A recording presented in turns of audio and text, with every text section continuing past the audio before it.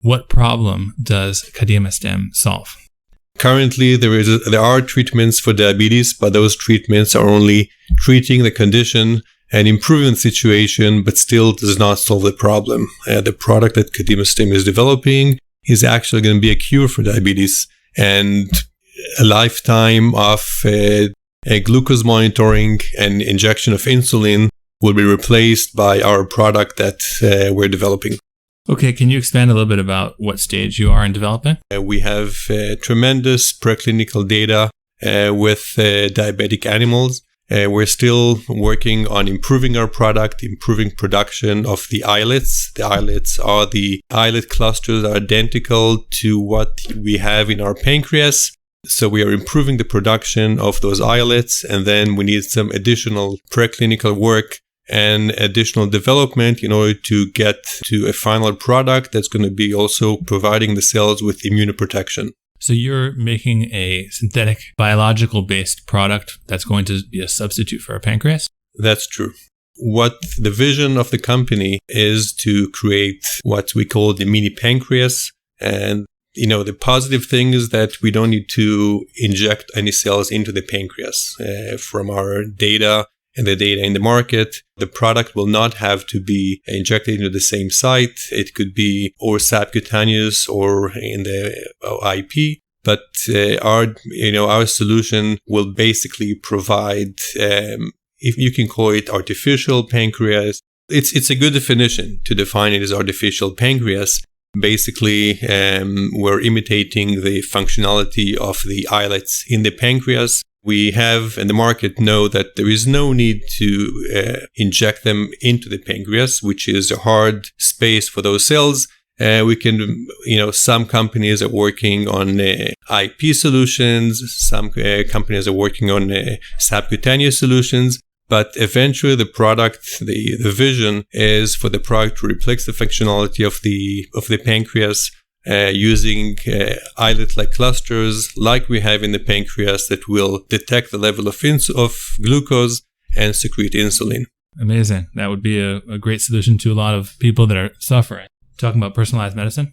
I'm not sure if personalized medicine is the right... the vision is to replace the pancreas. And you have two major problems. First of all, integrate good functional beta cells, so good functional islets. That includes the variety of cells that replace the islets in the pancreas. But the second thing is to create the immunoprotection. Basically, you need to protect the cells because you're taking cells from embryonic stem cells and you inject them into a patient, so there is immunorejection. So you have both immunorejection, you have both the immunogenicity of, the body is attacking beta cells with patients. So you need to create that kind of protection of the cells. And for that, we are looking at several options, several solutions. And for that purpose, we're looking at different collaborations out there. Okay, I see. So that's a good explanation for the product that's in development for diabetes. Is it for type 1 diabetes? So it's for insulin-dependent diabetes. So it's all type 1 patients, and it's about 20 to 40% of the type 2 diabetes are insulin-dependent. So any insulin-dependent patients, that's going to be a treatment for. The name of the product that we're developing is IsletRx. Islet because we're replacing the islets of the pancreas. This is how they're structured in the pancreas. And again, the nice thing is that we know that a cure is going to come from stem cells. There's no question about the fact that stem cell-derived cure for diabetes is going to be a fact down the road. The question is when it's going to happen. And the message to the market is that there's going to be a cure for diabetes, and it's going to come from stem cells. And right now, Kadimastem and a few other companies are working on getting it to the market.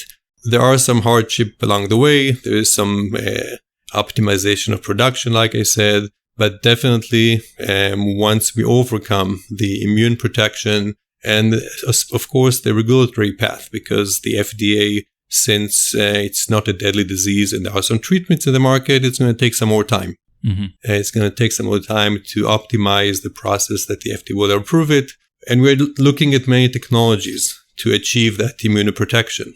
And some of those technologies are like gene modification of cells are going to create immune evasive cells. this is going to be solving the major problem of immune protection. That might create some concern with the FDA because it's a new technology, and so it's another action item on our agenda is to get a discussion with the FDA and get all those hurdles out of our way.